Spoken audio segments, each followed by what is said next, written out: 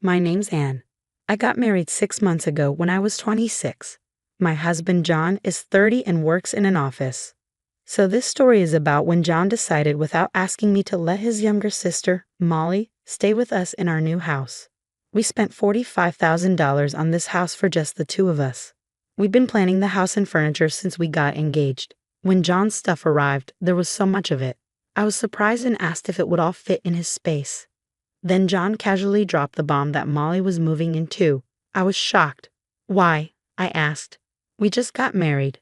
But John didn't see the problem. He said Molly's family too, so it's fine. She said she wanted to live in the new house. I objected without any discussion. But John just kept unpacking, ignoring me. Then he suddenly got angry, yelling, "If you don't like it, you can leave. I've already decided Molly's staying, so stop complaining." I wasn't convinced and threatened to call my brother. Scared of my brother's reaction, John changed his mind quickly. "Wait, don't call him. Molly won't stay long. She just needs a place until she finds a job and a house. Can you understand?" I reluctantly agreed. Then I suggested, "Can Molly stay in the guest room?" John hesitated and said, yeah," though he didn't seem sure. I moved Molly's things into the guest room. After a busy day of unpacking, we were almost done. We were having a toast to celebrate when the doorbell rang. It was late, so I wanted to ignore it, but John answered it quickly. I was surprised because I was ready for bed. John called me, "And Molly's here." Irritated, I came back to the living room. "Welcome, Molly. Why are you here so late?" I asked, trying to hide my annoyance. Molly replied, "Can't I come whenever I want?" "Now show me my room, big bro," she said, and John led her to the guest room. Soon Molly complained, "This isn't it." John said, "It's a bigger room, isn't that better?" She searched for another room, saying, "Upstairs, right? This is my room, big bro." I felt uneasy, and when I went upstairs, Molly was claiming my workroom as hers. I couldn't help but raise my voice. "This is my workroom, so it can't be your room," I insisted. John suggested, "Why not? Let's make this Molly's room," but I kept saying no. Then I pointed to the room next to it, intended to be John's hobby room, but he panicked. "Not that room. I've been looking forward to using it. I chose the wallpaper and everything." "No way," I replied. The only option left was the featured children's room, currently a guest room. Molly, still unhappy, snapped, "And you're quite insolent, aren't you? Not listening to the head of the household. Quite cheeky for a freeloader who depends on him for meals." I was too tired to argue back, thinking, who's the real freeloader here? As I headed back to the living room, I heard Molly asking, "Hey, big bro, do we have anything to eat?" "I'm hungry." I ignored her and continued celebrating alone in the living room. They were arguing, but I didn't pay much attention until John came over and accused me, saying, "You're always going against me and acting all high and mighty." He grabbed the wine bottle and drank it all, shouting, "If you won't listen to me, then leave. I'm the head of this household, don't underestimate me." Then he left with Molly. Despite the late hour, I decided to call my brother and tell him about Molly. He answered right away, sounding angry. I asked if he was mad and interrupted him during an argument with his wife. He'd apologized, but it seemed their relationship was in trouble. Worried, I offered to come over, but he wanted to be alone. I told him about Molly moving in and the issues with John and her. He was concerned about how I was being treated, but I brushed it off, saying I wouldn't be anyone's servant. We then talked about his problems with his wife, and I was shocked to learn she was having an affair with men from a dating site. He found out because she accidentally sent him a message meant for her lover. John had suspected her infidelity for a while, and once he got proof, he took her phone and sent her back to her parents' house. He plans to visit them tomorrow for a discussion. We ended the call acknowledging that both of us were in tough situations and agreed to catch up again soon. While I was finishing up unpacking, I waited for John and Molly to come back home. They returned late, happily tipsy. As I continued organizing, they approached me and Molly came up with an idea. "Let's turn our bedroom into Molly's room. We can each sleep in our own workrooms. What do you think? It's a good idea, right? Just make sure Ollie's room is cleared out by tomorrow," she said. I wanted to clarify something and ask them, how much will Molly contribute to groceries and household supplies each month? And since she doesn't plan on staying forever, how long does she intend to stay? My husband started to panic at my questions. What? You want money from unemployed Molly? I'll cover it with my salary, so there's no issue, right? Molly chimed in. As for how long I'll stay, until I'm satisfied. My mom's cooking is too old-fashioned for me and I don't like. She's always nagging me to do laundry and cleaning at home. But here, I can do whatever I want without spending a dime. It's the best. If you don't like it, Anne, why don't we move out? I retorted, then let's split the household expenses. I'll work to cover my share. Feel free to use your salary for yourself and Molly, I told them. They seemed pleased with this, although I added, you'll need to take care of your own chores. They didn't seem to be listening, so I left a note to make it clear. The next day, I visited my brother's workplace because I was worried about him. He's the president of a construction company, taking over after our father passed away last year. When I got there, he was surprised to see me. He asked what's up, and I explained what happened the night before, asking if he could hire me at his company. He agreed, saying our secretary is leaving due to her husband's relocation. Then he told me about his situation. I was shocked to hear that his wife was pregnant, but it was clear the child wasn't his. The messages on the phone John had taken from his child revealed conversations, photos, and videos with her lover. They showed that the man was trying to avoid responsibility after learning about the pregnancy. When I asked my brother if he planned to divorce his wife, he said, it's tough on the kids, but divorce seems like the only solution. So I recommended involving a lawyer for a proper discussion, then I went home. In my room, I couldn't stop thinking about the texts and pictures my brother showed me of his wife's affair. It was hard to shake them off. The sister-in-law I knew was loving and family-oriented, and I admired her for it. But she had betrayed my brother. It felt like losing a close friend, and tears filled my eyes. Despite this, Molly kept knocking on my door, asking for food, but I was too overwhelmed to argue, so I left her be. Then my husband called, even though he should have been at work. I didn't pick up because I knew what he wanted to discuss, and I wasn't in the mood to talk to anyone. Shortly after, I received a text from my brother, asking if I could go with him to see a lawyer the next day. I sent back an OK sticker. I must have dozed off. My husband's yelling woke me up. You didn't even make food for Molly, and you're sleeping? What's up with that? He shouted. I silently handed him a note and pointed to it for him to read. He then said to Molly, let's let her rest today. She seems off. We can talk to her tomorrow, once she's feeling better. I'm not sick. I'm just tired of you guys arguing, I mumbled before falling back asleep. The next morning, without waking my husband, I went to my brother's place. He hadn't slept at all, and his eyes were red. I made breakfast for the kids and drove them to kindergarten.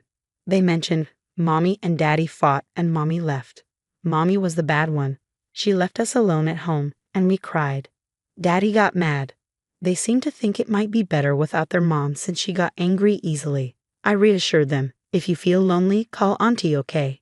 They cheered up, saying they might get lonely today. They didn't seem too sad about their mom not being there. After dropping the kids off, I went to the lawyer's office with my brother. The lawyer informed us that there was substantial evidence from pictures, videos, messages, and recorded conversations on my sister-in-law's phone. My brother's main aim was to divorce while retaining parental rights. After he shared his story, I got some advice about my own situation with my husband before my brother dropped me off at home. He was planning to gather the family and break the news about the divorce. If anything happens, don't hesitate to call. We'll all be there for you, he said somewhat ominously before leaving. When I walked into the living room, the house was a mess.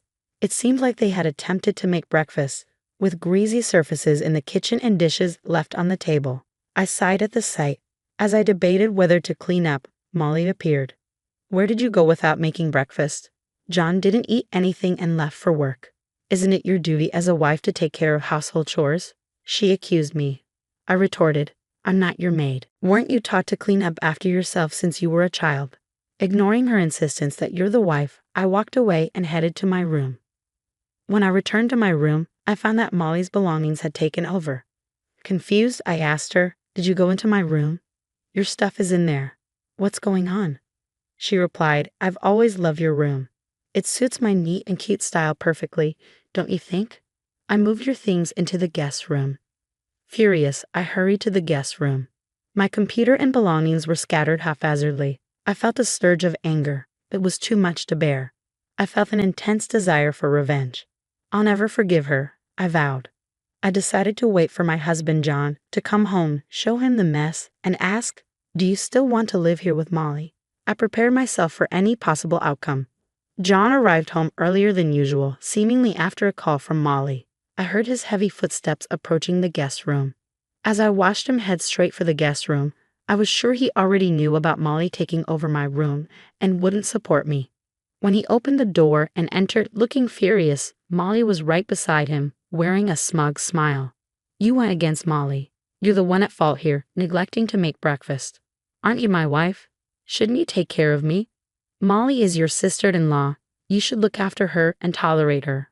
I thought bitterly, so this was how it was going to be. In that moment, any love I had for my husband vanished. He didn't defend me, didn't acknowledge Molly's wrongdoing, or suggest she leave or help with chores, or give me my room back. I told him if you're letting Molly stay, I'll invite my brother over. He's never seen our house. Maybe I should call him now. Despite his usual fear of my brother around Molly, John acted boldly. "Are you sure about that?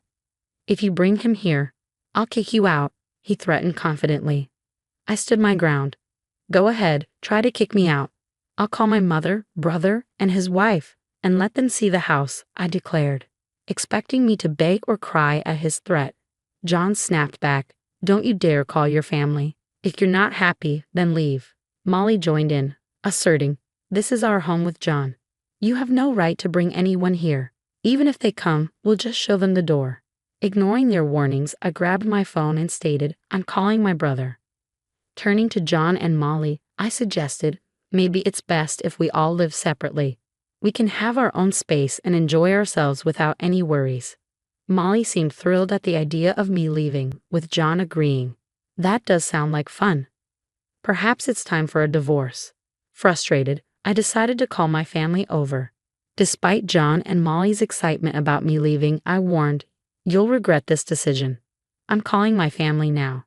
I dialed my brother and urged my family to come over as soon as possible. My brother's response was swift and reassuring. "We've been expecting your call.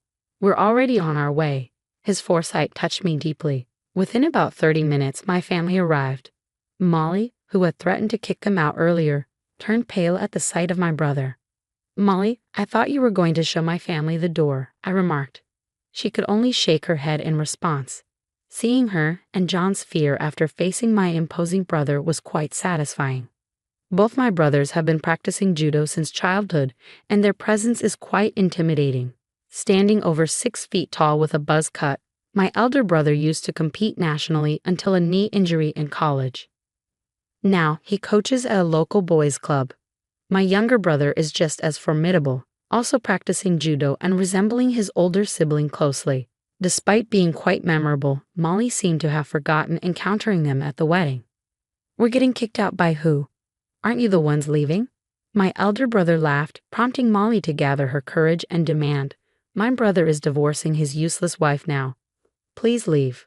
In response, my younger brother retorted, "You're the ones leaving, right? This is Anne's house, built with her share of our father's inheritance and in her name." Meanwhile, my mother busied herself in the kitchen, tidying up and commenting, "What a mess." She then called out, "Let's not waste time.